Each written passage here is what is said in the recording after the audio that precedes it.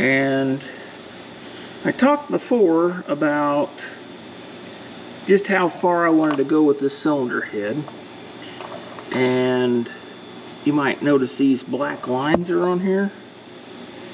Well, once we got it all cleaned up, and I put new valves, and I got new guides for it, and I was having a hard time finding a place to put seats in it. I found a guy in Greencastle, Indiana, which is a couple hours drive, hour and a half drive from me. But he said he'd put them in, and he did an excellent job. He went ahead and ground the valves for me and ground the seats, but my old valve grinder probably would have had a heck of a time grinding these seats, because he used a, he didn't use a stone. He would have used a profile bit, I would say that it would be a carbide machine tool that would do these. But anyway, these black lines is where they were cracked and repaired back in the day. And I got when I started, I got my grinder stone out there, and I knew these seats were recessed a bit, well, a lot. But you could tell, like right in here on this exhaust port, it had pits, especially right in this area. Once I would have had to grind that thing to, way down in there to get them pits out. And what it was is that was back before they had hardened inserts that you could buy commercially, I guess, for repairs, or that this place just didn't believe in them, or what. But that was back in the day. They had leaded gasoline too. But anyway, this crack on the exhaust, you can see where I marked it. It starts there. It's welded all the way there, went across the seat and out to the water jacket, and they just welded that seat up and then reground the seats. They did not put any kind of hardened seat or an insert at all. Now, I know they had inserts back in that time frame, but I guess they didn't have them for these. And the intakes were kind of the same story. You can see this line here. You can't hardly see it, but you can see how far down that weld goes. And it went all the way out here. You can see where they've ground and made, contoured it out to where it, looked close to what it was before. So I had them water pressure, check see if anything's leaking, and it wasn't. I went ahead and resurfaced the head gasket surface on my milling machine when I got it back, and cut a few thousandths off of that to square it back up. These intake valves and seats, they're at a 30-degree angle. They're very flat. I've been told that they used to do that. They would flow better. A 30-degree seat will flow better than a 45. So I just wondered, but this here eyebrow right here, I guess they say they call that cyclonic, chambers or whatever. That way it's supposed to come in here and swirl. It's supposed to keep the fuel atomized. Well, according to all my hot rod literature, this is like a big no-no, because you're basically shrouding this part of the valve. But maybe when a motor's only going 1,000 RPM, it's better to have it swirl. And I don't know, they're pretty efficient for what they are, so they must know something, right? The smart engineers. But we're going to go ahead and we're going to put our valves in. There's nothing to show you here as far as that goes. They just fit in there like that.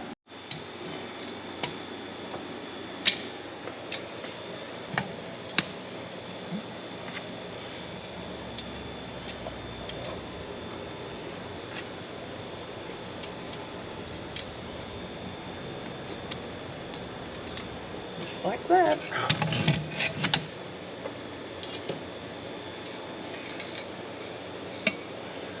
These didn't have any kind of rotators or anything on them.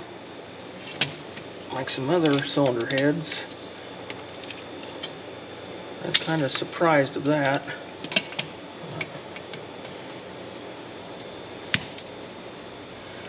We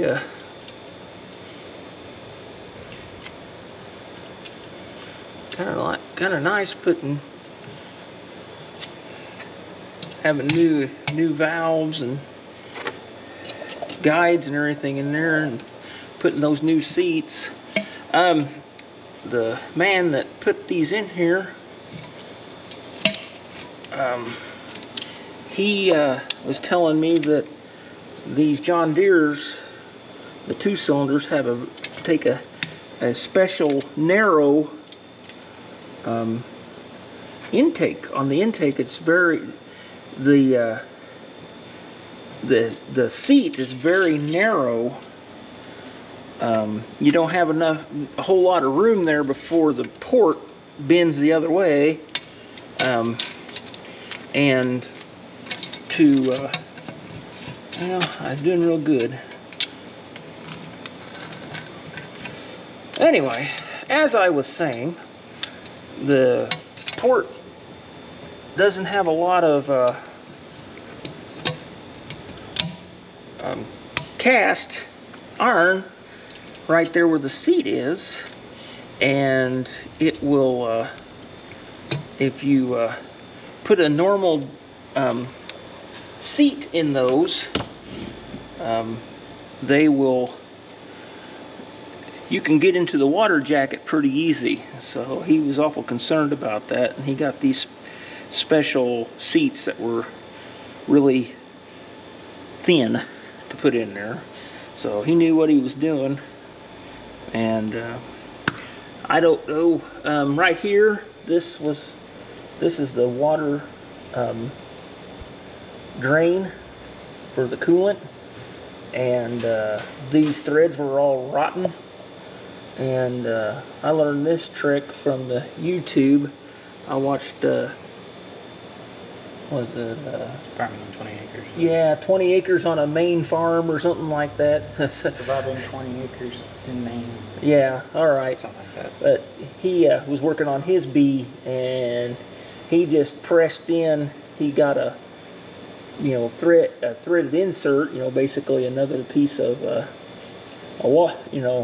had the threads in it, and put it on the lathe and cut down all the threads on the outside, and then just made a press fit in there, put some red Loctite on it, pressed it in there. And well, if this thing only makes like 4 psi water pressure, I think. I don't even know if this one even has a pressure cap on it. So between that, the press fit, and the Loctite, that ain't coming out for a while. So we fixed that, and I also planed the exhaust manifold. So, gosh, nice and heavy. But yeah, we had all these bolts were broke off on the exhaust, and we got new studs and put them in there. So anyway, this is about ready to go back on the tractor. Oh, this is neat. You can see right here, this where this is AC666. I'd say that's when the head cracked, because the bearings, the rod bearings, had 1965 rod bearings in it, and the year numbers on the rod bearings were 65, and this says 6 of 66. It's what it looks like to me. So they probably, that would make the time frame right. They must have, did that. And so, all right, ready to go on to the next step. We're getting ready to put the cylinder head on, and this is the cylinder head gasket. There's a lot of different ways to put these on. My favorite as of today is using this Permatex. It's Super 300. I don't know if it'll, of course, I got stuff running down the side of the can and everything else. But anyway, this is like it goes on, of course, as a liquid, and it dries what they call semi-hard. I don't know. But the Farmall guys liked it really well. They said that's, you know, you look, and I used it on my Caterpillar, and well, I'll just tell a tale on myself. I seen how much on my D2, I seen how much a head gasket was for that thing, and I was like, you know what? I've seen guys use these things over and over again, and it didn't look like it was damaged, did he? And I said, why not? You know, I had this idea that I was going to be back in that engine. So, so far, I haven't had to go back into it. But I know a lot of the Farmall M's. I've done some of those, and I've done a lot of M's and H's. That seems to be a prevalent model tractor around these parts. Done a few John Deere's, and I've used this stuff pretty exclusively. I think this takes the place of Permadex #2 or some aviation Permadex, something like that. But the idea on this is it's a thin gasket when you got two pieces that really don't have a gasket between them. They're two surfaces that are machined together, and you don't really need a gasket like a lot of aviation stuff. You know, the machining of them is so, the tolerances are so tight that I guess a lot of them don't even have any sort of gasket between them, which, you know, I know it could be done, but I guess that's why they call it aviation form of gasket, because they put a little bit of this, you know, shellac on there, and it takes the plate, you know, any kind of minor void it takes care of. And then if it's and if it has you know, if it's machined perfectly, it'll just basically squish out, and you know, it really wasn't necessary. But since this is a metal surface going against the metal cylinder head, a lot of those engines, get back to my original thought,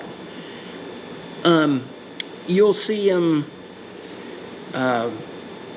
where they'll have like an oil leak oozing down the block, you know, between the head gasket and the block. I know the Caterpillars that's one of their favorite things to do, is maybe not quite as much on the old Farmalls, but these guys, they said that this was the stuff to use. So I started using it, and I have to agree with them. This stuff is pretty darn good. It works pretty darn, I mean, I put this stuff on and I don't have a problem. Not even a little bit. I mean, when I used the original used head gasket, I don't know if it was original to the tractor, but it was pretty freaking old. You know, I was like, I'm going to try it and see what happens, and boy, did it work. Now, a lot of guys, you know, I've used spray paint to do this with. I've used, you know, that copper coat on these, for these. We've used a lot of different stuff over the years, but this one here is made a believer of me, so I highly recommend it. So we'll get this all doctored up, and we'll put her on the block, and then we'll come back and put the head on. We're gonna torque down the head. In this new kit, they have copper washers. What were they originally, Paul? Originally, they were lead. Well, lead's not good for you anymore, right? Right. So what are we going to do? We're gonna put some grease on the bottom of these nuts. So one reduces the friction between the head surface and the bottom of the nut, just like the lead washers did. They're not for sealing. They were to get the right torque on your cylinder head bolts. Okay. We're gonna do what now, Paul? We're gonna torque the head. All right. Tell us how it's done here. We'll get down here and get a nice shot of this cylinder head. Okay. Okay, you torque it by doing a clock spring pattern. Mm-hmm. It's like from here and Clock spring, how a clock spring's wound up, just in a coil. Okay. All right. So, what's the first you foot-pounds you're gonna torque do? it to 60 foot-pounds. All right. Well, let's get her done.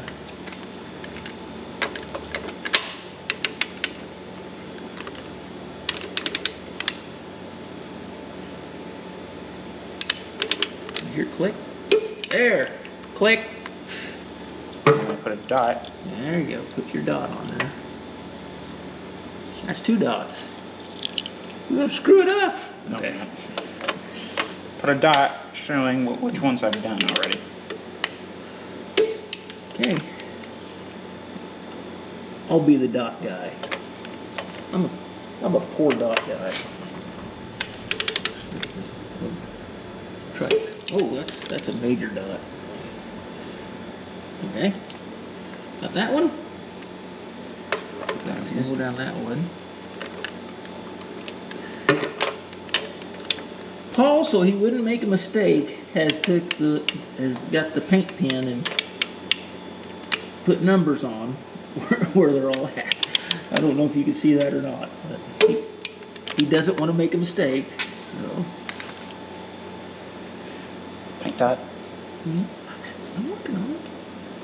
There.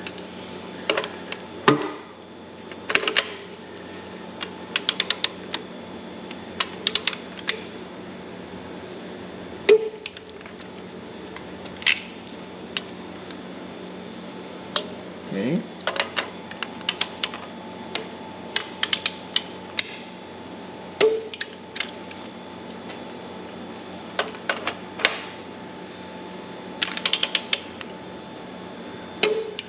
If we was high tech, we'd have different colored paint pens, so you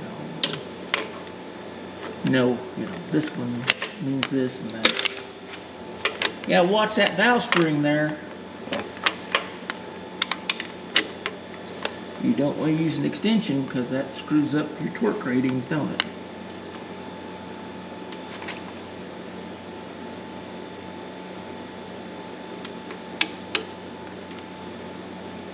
I'm sure it's ever so critical on a John Deere B. Alright, get another bite. There you go. Alright. Got one guy in the corner there.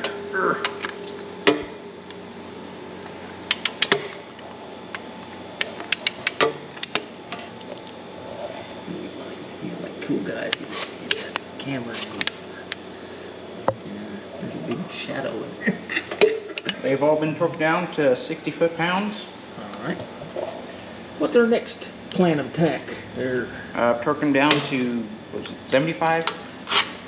Yeah, 75 or 80, whatever you want. Whatever your heart, let your heart be your guide. Please. Hey, you're out of pattern. Dang it. Alright, go down there. Go down and get that one. It's alright.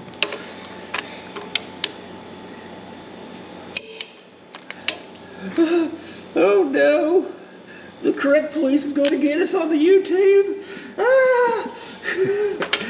All 30 people is going to see this video.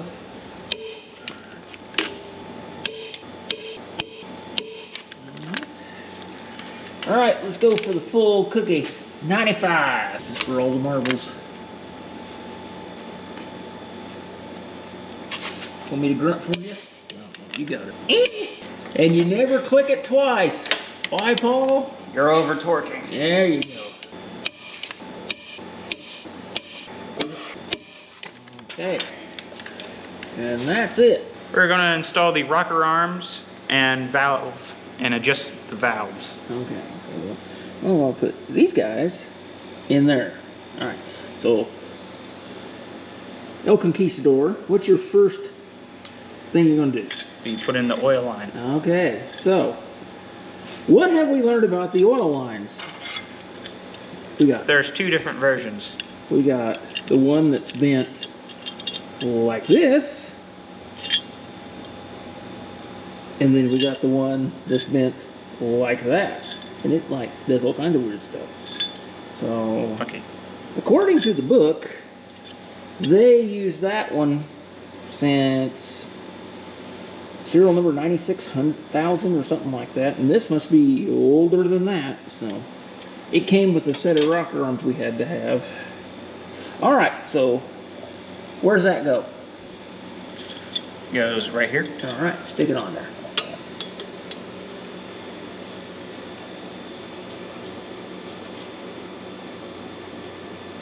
Okay, you want to get in there? Get her snug with your fingers, okay? Okay, so what's our second thing we need to do? It is to get Put the push rods in. push rods in. All right, so when we put push rods in, what's one thing we need to do on a John Deere 2-cylinder? Grease the ends of the You push gotta rod. put some grease on the ends of these, just a dab, don't kill it, just a touch. Why? If you don't, your engine will squeak. I had one of these that drove me nuts trying to figure out what was wrong with it, and anyway,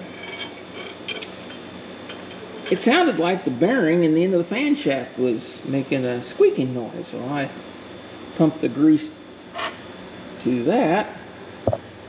Well, and anyway, it ended up being, when I rebuilt the motor, I didn't put any grease on them. I never thought, I mean, I rebuilt car engines and stuff, you know, they oil up through the rocker arm, and they also, you know, they had, you know, lots of oil went up there to the top of the engine. Here, let's look at that one. Just Will you quit? Come on. get a bit of It's yeah, little glob. There you go. Both sides. But anyway, yeah, the every other motor I ever worked on, it you didn't have to do that. You just stick them in there, and oil pressure went up there. But if you notice, oil pressure comes up through this, and it goes down, and it lubricates the tips of the rockers, but it does not do anything for the push rods in the other end of the rockers. So, very important little tidbit to know. All right, very good. All right, what are we doing now? We are loosening up the rockers. Loosen up the adjustment screws. Or at least trying. Goodness. Hercules! Wow. Come on. Well, don't kill yourself. Hey, loosen them up. I got that one loose. Not that one. Oh, it's fine. It's loose. Alright. There you go. There we go. Alright. We want to back these up a good bit. Alright. Now. Well, we went ahead and started it on the studs because sometimes that's a fight. Alright, Paul. We got them started on the studs. Now what are we going to do? We're gonna Push it evenly? yeah. Alright. Paul, it is not pushing evenly. It's not playing nice at all. What's the problem?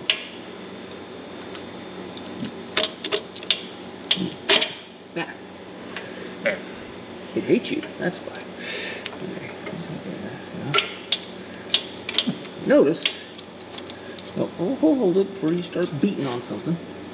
Alright, we got our clips for our oil line. And we also said to make that oil line finger tight.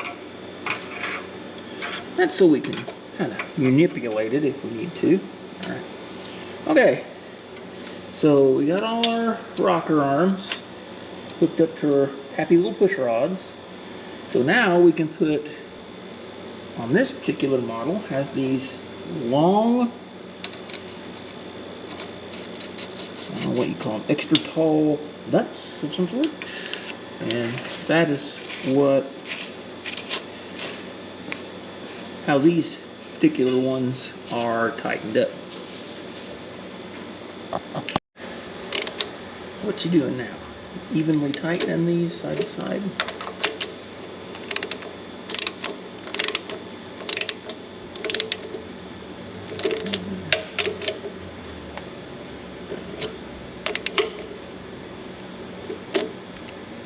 Don't get all, you want them tight, but you don't want them, you know, really tight, because this, these can break, as you have seen on the, on our old, we had to buy a new rocker arm assembly because these pedestals were broke. So they are, I think they're good and tight now. This one maybe. Well, all right. So now we're gonna kind of line this guy up here. It'll kind of move around, and we're gonna tighten these screws. Paul may want to get a longer screwdriver. Right? Let's. Okay. That one.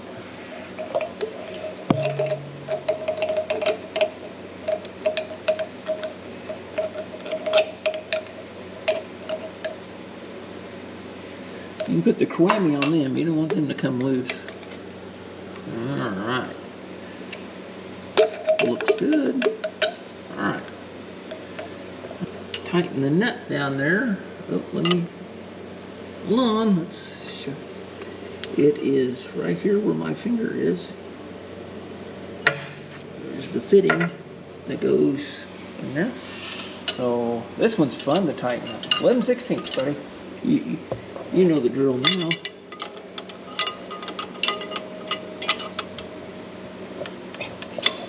What do you mean the camera's in the way? Alright. Now don't strip it. I think you're good. Alright. So, this is where we're at. Now, what we'll do now is we'll just run these down just where they're got a little bit of give here.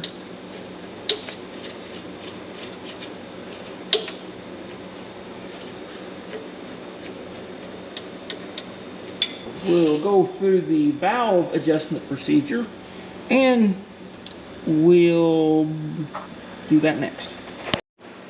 Are you ready to adjust some valves? I have no idea. Okay, well, Dad'll help you.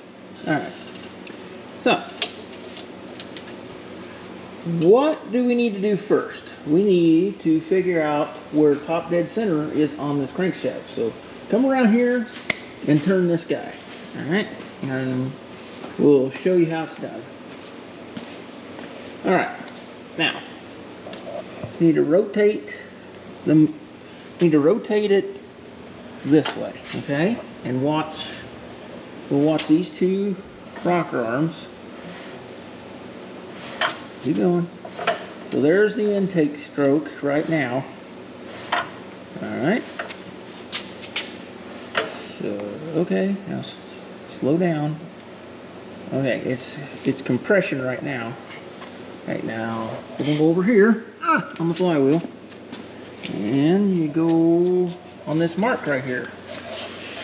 It right here. Now slowly pull it around. Okay, whoop. Stop. Right here it says TD. And of course it's a convenient well, trust me, that says TD. Alright, that means top dead. So go back to this point right here. And these should be loose. All right, so have a seat.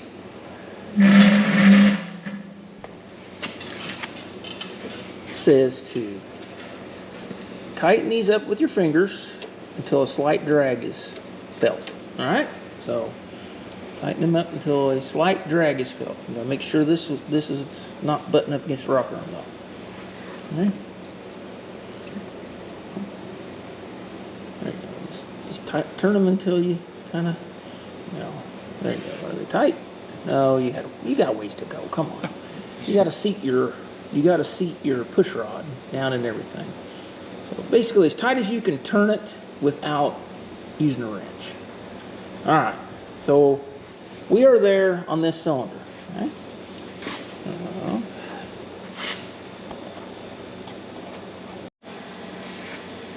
right, we're down in the land of the tappets here. Okay. First thing we want to do is loosen this up a little bit. So loosen this up about a half a turn right here. Ain't half. 1/2 of a turn. Okay, just like that.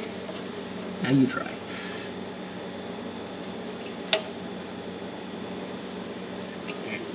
Alright, now get your feeler's gauge or thickness gauge. And let's see, we have a 20 thousandths of an inch thickness gauge.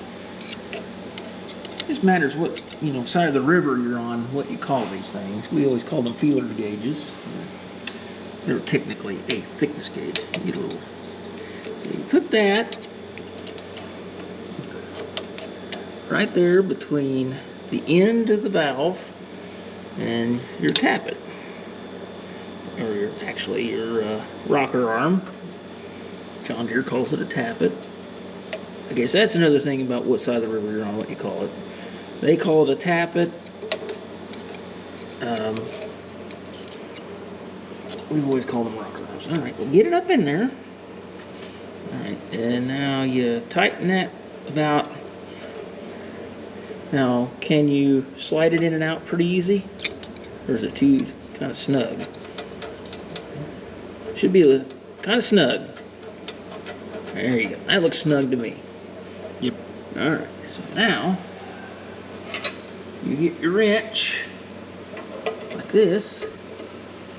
Don't move it. You can think about it, but don't do it. All right. Now get this one rammed down and get it a little snug. All right. Now stop. You're gonna put the Kwami on something and use this end. All right. So crank it down.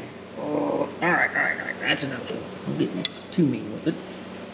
All right. So now that you're done, make sure that you can pull that out fairly easy. All right. Very good. Looks great. Has a little bit of give. All right. Next one, it's your solo mission. Show us how it's done.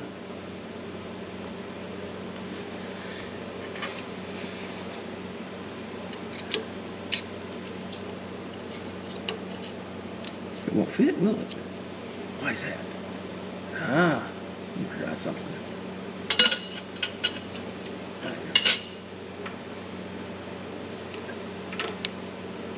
You gotta turn it. Loosen it up. There you go. All right. Now turn it to where. What's going on here? There. Here. Yeah. That's way too loose. All right. Tighten it up. All right. So now what do you do?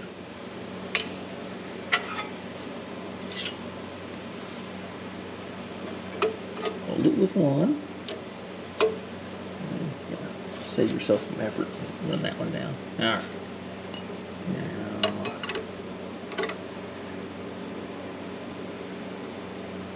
all right. Don't strip it.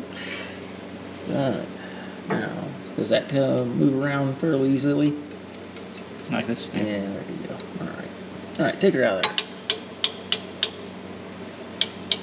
there. Sounds good. Alright. So now, we have to get this one on the compressor stroke. What? Just doing something. I'm more worried about the television No. than the tractor. Alright, turn that until this one's on compressor stroke. You know, so that was the intake valve.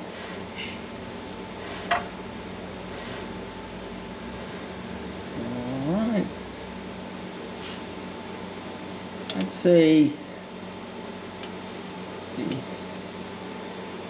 you're not going to know where you can't tell by the flywheel on this side. I don't think it's marked anywhere. Well, back it up a little bit until this rocker arm moves. Keep going. Keep it going. Keep going. Keep going. Keep going.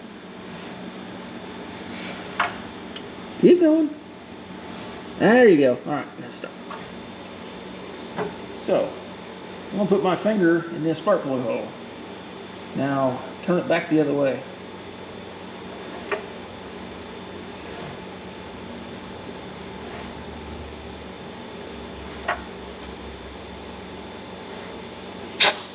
Keep going. All right, whoa. Right there is the top of the compression stroke. So basically, I just put my finger in there, and when it quit blowing air out around my finger, that's the top of the compression stroke. Really technical. All right. So repeat the process again for this one here, and no need to bore you with any more details because it's just the same as the other one. We'll be back in a minute. Alright, Paul, we're going to put the bottom water pipe on. Okay, show them the gasket there.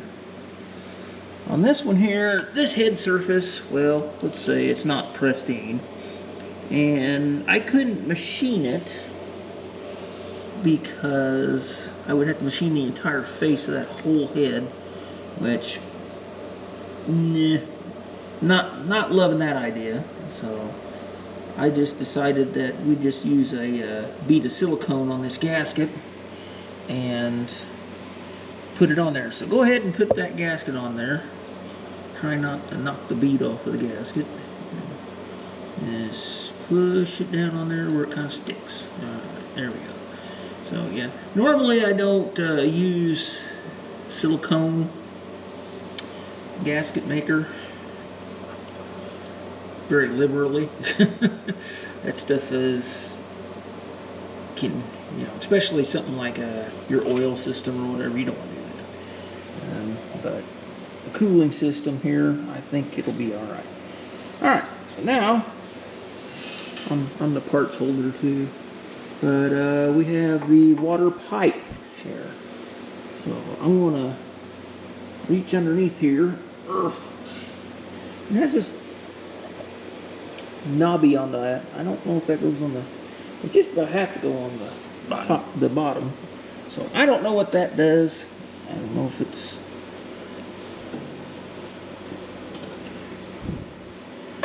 right. Got in there, got Paul.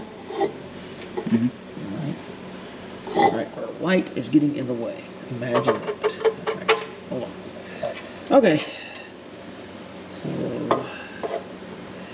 So I'm going to hold it in place here, and he's going to install a new lock washer and nut. And second verse, same as the first. Okay.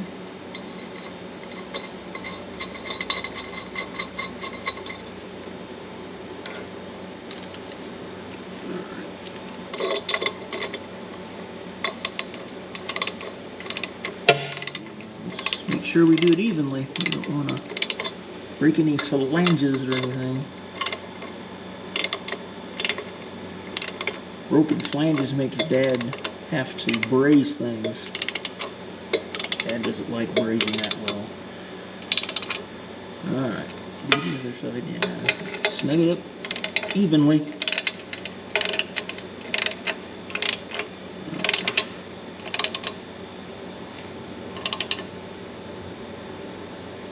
There you go.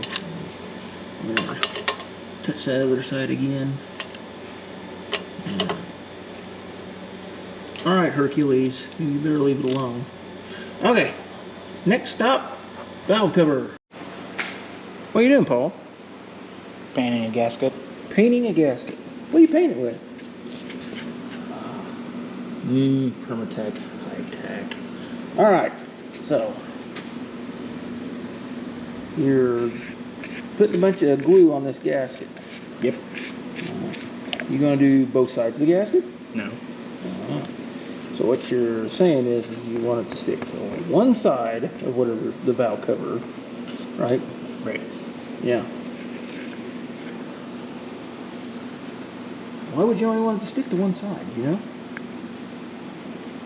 Because Dad told you to do it this way? Yeah. That's a good answer. You should listen to your father. We do that so the gasket can be removed with the once it gets warm, we'll retorque that head and probably readjust the valve train after it's warmed up and ran a little bit. And well, I don't want to buy another gasket, so we're gonna do that. Alright, don't get crazy. He's done got crazy. Alright. Need some help applying that gasket. Yes.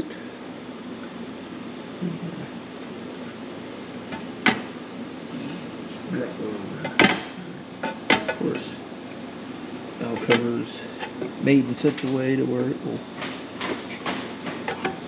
Alright. Gasket here. You see, we got it adhesed onto the valve cover, and we took a little grease, not a glob of it, but just a little bit, and put all the way around this gasket so it won't stick real hard to the head. We'll give that a try. Hopefully it doesn't leak a bunch of oil. I'll let my lovely assistant here. I'll just go right on there.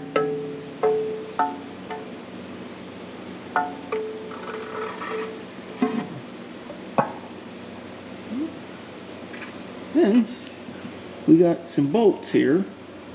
Now the original bolts gone long time ago. They left us. They left the chat, and so we got some new bolts, new washer, and this is one of my favorite things to do here. This is an air conditioning O-ring. Air conditioning O-rings are a little different than regular O-rings because once you smash them, they got a certain kind of rubber or plastic that they're made out of. It kind of deforms. You can see this one, we tightened it up once.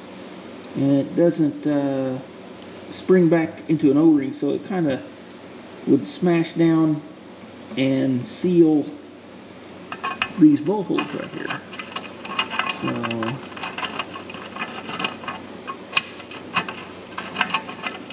oh, right in there.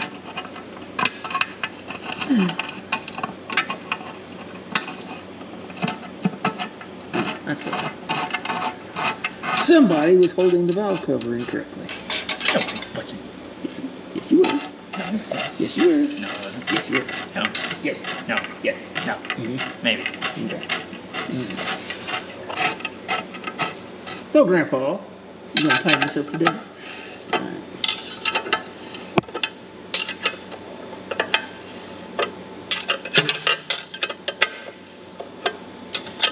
Yeah, we'll be into this after we get this running, so we can adjust the valves and, you know, tighten head studs and stuff like that.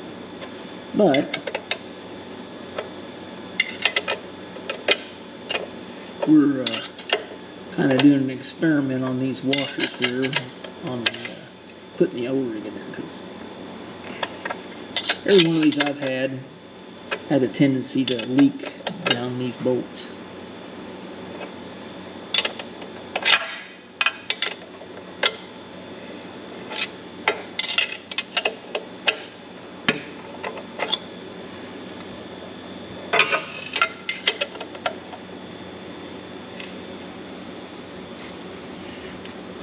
All right. Hey, you're out of pattern. Dang it. Oh no. The correct police is going to get us on the YouTube. Ah! All 30 people is going to see this video.